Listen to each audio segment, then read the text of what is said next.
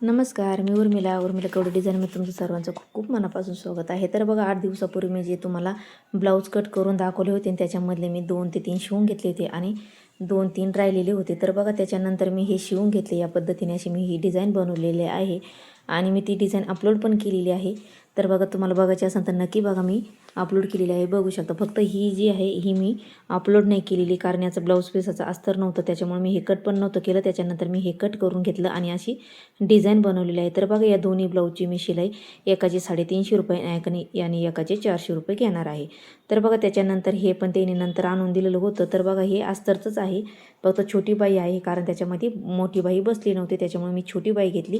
तर याची शिलाई मी 250 रुपये घेणार आहे. तर बघा त्याच्यानंतर त्यांचे ते पहिले 3 ब्लाऊज मी शिवून दिले आणि त्याच्यानंतर हे 2 ब्लाऊज म्हणजे 3 ब्लाऊज हे रेडी करून घेतले. त्यांनी साड्या पिको फॉल करून त्यांना देऊन टाकल्या होत्या. तर बघा त्याच्यानंतर आता एकाच कस्टमरचे ब्लाऊज आहे. तर बघा हे 7 ब्लाऊज होते. तर बघा एक ब्लाऊज मी शिवून रेडी करून त्यांना दिलं, एकदम सुंदर असं बसलं. फक्त ते कटोरीचं शिवून दिलं आणि हे 4 टक्समध्ये हे कट करणार आहे. तर बघा हे जे आहे हे मी नंतर कट करणार आहे कारण याचेवाले जे अस्तरचे आहे ते थोडेफार असे तुकडे आहेत त्याच्यामधून कट केलेले, त्याच्यामुळे मी नंतर कट करणार आहे. म्हणजे छोटे जे त्याच्यामधले अस्तर आहे ते यूज करणार आहे. तर बघा हे आता एक ब्लाऊज पीस अस्तर घ्यायचं आहे आपल्याला आणि त्याच्यावरती मार्किंग करून घ्यायची आहे. जे त्याचं पॅटर्न आहे त्याचं पॅटर्न मार्किंग करून घ्यायचे आहे आणि त्याच्यानंतर हे बाकीचे आपल्याला सोबत आथरून घ्यायचे. तर बघा व्यवस्थित आता हे जे एक अस्तर आहे त्याच्यावरती आता जे पॅटर्न आहे ते ठेवून आता याच्यावरती मार्किंग करून घ्यायची आहे. तर बघा ही जे पॅटर्न आहे ते एकाच कस्टमरचे, म्हणजे एवढे ब्लाऊज हे एकाच कस्टमरचे आहे. म्हणजे 6 ब्लाऊज आणि एक मी रेडी करून त्यांना पहिलंच दिलेले आहे आणि साड्या पण त्यांच्या पिको करून दिलेल्या होत्या. तर बघा मी तुमच्यासोबत ते पण ब्लाऊज पहिले दाखवले तुम्हाला, ते पण मी शेअर केलेले त्याच्या साड्या पण आणि ब्लाऊज पण आणि याच्यावरच्या साड्या पण मी तुम्हाला दाखवलेल्या आहे. तर बघा हे बरेच दिवसापासून हे ब्लाऊज आलेले होते, तर मग हे अजून मी शिवून दिलेच नव्हते. तर म्हटलं चला आता लय दिवस झालेले आहे त्यांची ब्लाऊज हे शिवून द्यायचे आहे. तर बरेच दिवस झालेले, काही कमी ह्या ब्लाऊजला माझ्याकडे महिना ते 15 दिवस होऊन गेलेले आहे.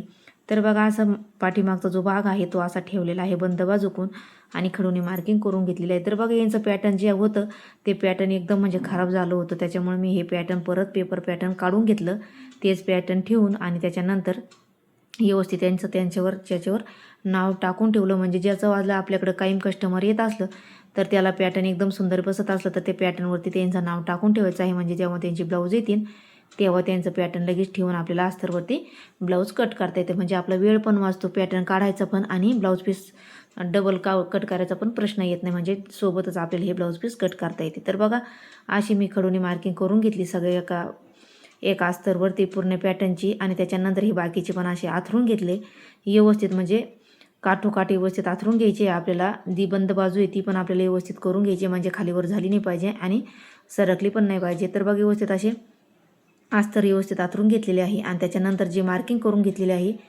ते त्याच्यावरती व्यवस्थित ठेवून घ्यायचं आहे आणि त्याच्यानंतर असं व्यवस्थित फिनिशिंग हाताने करून घ्यायची आणि त्याला आपल्याला पिना पॅक करून घ्यायचे. म्हणजे इकडे तिकडे सरकलं नाही पाहिजे, म्हणजे आपण जेव्हा कट करतो तेव्हा इकडे तिकडे सरकलं गेलं नाही पाहिजे. म्हणजे आपण हे सोबत कट करणार आहोत त्याच्यामुळे हे खालीवर किंवा बाजूला झालं नाही पाहिजे, त्याच्यामुळे व्यवस्थित असं करून घ्यायचं आहे. आणि मग आपल्याला ह्या अशा पिना पॅक करून घ्यायच्या पॅटर्नवरती. तर बघा हे आपल्यावाले 4 टक्समध्ये आहे म्हणून हे 4 पॅटर्न आहे. कटोरीचे 5 पॅटर्न असते आणि प्रिन्स कटचे पण 4च पॅटर्न असते. तर बघा व्यवस्थित अशी मार्किंग करून घेतलेली आहे आणि व्यवस्थित असं पेना लावून पॅक केलेलं आहे आणि त्याच्यानंतर आता जशी आपण खडूने मार्किंग केलेली आहे तसं आता आपल्याला हे कट करायचं आहे. तर बघा मी तुम्हाला बऱ्याच व्हिडिओमध्ये पहिलं पण दाखवलेलं आहे की एका कस्टमरचे ब्लाऊज असले तर तुम्ही या पद्धतीने सुद्धा कापू शकता, म्हणजे आपला भरपूर वेळ वाचतो. तर म्हणजे एका कस्टमरचे सारखेच ब्लाऊज असले तरच कट करायचे आहे. तर त्याच्यामध्ये एखादं कटोरीचं असलं किंवा तुम्हाला बोटनेकचं कापायचं असलं तर तुम्ही हे वेगळी कटिंग करायची आहे. तर एकच कटिंग नसती, 4 टक्सची कटिंग वेगळी असते, कटोरीची वेगळी असते आणि बोटनेकची पण वेगळी असते. त्याच्यामुळे आपल्याला वेगळे कटिंग करायचे असले तर आपल्याला पॅटर्न वेगळं काढायचं आहे आणि मगच कट करायचं आहे. फक्त हे जे असं सारखे असले कटोरीचं किंवा 4 टक्सचं 1 टक्सचं तसं असेल तसं तर तुम्ही हे सोबत कट करून घेऊ शकता. तर बघा व्यवस्थित आता हे पॅटर्न असे ठेवून घेतलेलं आहे आणि व्यवस्थित आता हे आपण कट करून घ्यायचं आहे. तर बघा हे 4 टक्स कट आहे समोरचा आणि त्याचावाला समोरून पंचकोनी गळा घ्यायचा आहे सगळ्या ब्लाऊजचा. तर बघा कस्टमर म्हटलं की मला समोरचा पंचकोनी गळा पाहिजे, त्याच्यामुळं मग सगळ्यांचे समोरून पंचकोनी गळे घ्यायचे आहे. तर बघा व्यवस्थित आता हे कट करून झालेले आहे आणि त्याच्यानंतर आता क्रॉसपट्टी पण आपल्याला व्यवस्थित कट करून घ्यायची आहे. तर बघा इथं खडू सापडत होते. खडू एक पांढऱ्या फडशीवर खडूच सापडत नव्हता, त्याच्यामुळे मी हे खडू सापडत होते की समोरून म्हटलं याला पंचकोनी गळा आकार देऊन घेऊया. तर चला म्हटलं नंतर देऊन घेऊया. मग हे पॅटर्न जे आहे ते व्यवस्थित मग असे मी कट करून घेतले व्यवस्थित. तर बघा कस्टमर तुम्हाला वाढवायचे असले तर कस्टमर एकच आहे की तुम्ही फिनिशिंग महत्त्वाची आहे, ब्लाऊजला फिनिशिंग महत्त्वाची आली पाहिजे आणि कस्टमरला पण ब्लाऊज एकदम सुंदर असे आले पाहिजे. तर बघा किती जरी लांब असलं कस्टमर आपल्याकडेच येत असतं, पण कसं की ब्लाऊज व्यवस्थित कस्टमरला बसलं पाहिजे तरच कस्टमर आपल्याकडे येते. तर बघा माझ्याकडे कस्टमर जे आहे ते म्हणजे असं जवळच्यापेक्षा लांबचेच कस्टमर माझ्याकडं खूप आहे, कारण त्यांना ब्लाऊज चांगले बसले तर त्याच्यामुळे ते माझ्याकडेच येते. तर बघा व्यवस्थित आता हे असे मी कट करून घेतलेलं आहे. जी बाही कट करायची आहे आपल्याला, पहिले आपल्याला जे खालीवर भाग असला काठाचा तर आपल्याला ते व्यवस्थित करून घ्यायचे आहे आणि मगच आपल्याला हे अस्तर बाईचा कट करायचा आहे. तर बघा व्यवस्थित हे पॅटर्न असे कट करून झाल्याच्या नंतर आता आपल्याला हे व्यवस्थित बाजूला ठेवून घ्यायचे आहे आणि नंतर आपल्याला बाही कट करून घ्यायची आहे. तर बघा याच्यावरती मी खूप सुंदर अशा कटिंग पण टाकलेल्या आहे. 1 टक्सची मी काल कटिंग पण टाकलेली आहे आणि 1 टक्स शिवायचं कसं ते पण एकदम सोप्या पद्धतीत सांगितलेलं आहे मी तुम्हाला. तर तुम्ही नक्की बघा तो व्हिडिओ. मी काल आणि परवा 2 भागामध्ये मी अपलोड केलेला आहे एकदम सोप्या पद्धतीमध्ये 1 टक्समध्ये. तर तुम्ही नक्की चेक करा. तर बघा मी जे तुम्हाला दाखवत असते ते एकदम सोप्या पद्धतीत दाखवत असते की तुम्हाला कट कसं करायचं आणि शिवायचं कसं ब्लाऊज, तर एकदम सोप्या पद्धतीत सांगत असते. तर तुम्ही नक्की बघा, एकदम सोप्या पद्धतीत असतं. तर बघा तुम्ही माझ्या चॅनलला अजून लाईक शेअर सबस्क्राईब नसं केलं तरी लाईक शेअर सबस्क्राईब करा आणि बेल आयकॉन पण प्रेस करा, म्हणजे जेव्हा मी व्हिडिओ टाकीन तेव्हा तुमच्या मोबाईलवरती अपलोड होईल. तर बघा या पद्धतीने असं आपण जी बाई आहे ती व्यवस्थित मी अशी करून घेतलेली आहे. त्याच्यानंतर परत पेपर पॅटर्न ठेवून मी जे दंडाचा भाग होता एका साईडने मी दंडाचा भाग घेतलेला नव्हता, तर व्यवस्थित परत मी पेपर पॅटर्न घेतलं आणि व्यवस्थित मी हे मार्किंग करून घेतली दंडाची आणि त्याच्यानंतर पूर्ण ही जे अस्तर आहे ते व्यवस्थित मी बाजूला काढून घेतले आणि पूर्ण जे काठ आहे ते खालीवर होते तर व्यवस्थित मी हे नंतर व्यवस्थित करून घेतले आणि मगच नंतर बाही कट करून घ्यायची आपल्याला, कारण बाही सोबत कट केल्या तर म्हणजे खालीवर भाग नको, कारण इकडचा काठाकडचा भाग आहे त्याच्यामुळं हा खालीवर भाग व्हायला नको. त्याच्यामुळं जेव्हा आपण हे बाही कट करायची आहे तेव्हा आपल्याला व्यवस्थितच हे अस्तरचं कापड असं व्यवस्थित ठेवून घ्यायचं आहे आणि मगच आपल्याला बाही कट करायची आहे, म्हणजे आपली कमी जास्त बाही व्हायला नको. त्याच्यामुळे मी व्यवस्थित हे असे पॅटर्न पूर्ण व्यवस्थित करून घेतले अस्तरचे आणि मगच बाही कट करून घेतलेली आहे. तर बघा व्यवस्थित कट करून घेतल्याच्या नंतर आपल्याला हे जी पॅटर्न आहे हे सगळे पॅटर्न आपल्याला बाजूला काढून घ्यायचे आहे आणि मगच आपल्याला ब्लाऊज पीसावरती कट करायचे आहे. कारण ब्लाऊज पीसाचं कापड कसं असतं की कमी जास्त असतं किंवा सगळ्या सोबत सारखे नसते, त्याच्यामुळे कमी जास्त असते. त्याच्यामुळे आपल्याला हे पॅटर्न बाजूला काढून घ्यायचे आहे आणि मगच आपल्याला ब्लाऊज पीस ठेवून म्हणजे अस्तरचे पॅटर्न ठेवून मगच आपल्याला हे कट करून घ्यायचे आहे. तर बघा व्यवस्थित आता हे पॅटर्न मी व्यवस्थित असे ठेवून घेतलेले आहे, म्हणजे व्यवस्थित करून घेतलेले आहे आणि मगच हे आता आपल्याला यावर एक परत असे ठेवून घ्यायचे आहे आणि जी आपण मार्किंग केलेली आहे तीच आपल्याला वरतून ठेवायची आहे, म्हणजे आपल्याला कट करायला सोपं जातं. तर बघा व्यवस्थित आता हे पॅटर्न आपल्याला ठेवून घ्यायचे आहे. तर बघा बरेच मी याच्यावरती हे पण टाकलेले आहे, बोटनेक कटिंग पण टाकलेली आहे आणि डिझाईन पण टाकलेले आहे आणि त्याच्यानंतर मी एक साडीचा लेंगा टाकलेला आहे, म्हणजे 2 टाकलेले आहे. एक फक्त लेंगा टाकलेला आहे खालचा आणि एक जो आहे त्याच्यावरचं ब्लाऊज पण आणि खालचा लेंगा पण टाकलेला आहे. एकदम सोप्या पद्धतीमध्ये 18 ते 17 वर्षाच्या मुलीचा मी तो घागरा शिवून दाखवलेला आहे साडीचा एकदम सोप्या पद्धतीमध्ये. तर तुम्हाला नक्की जमन या पद्धतीने.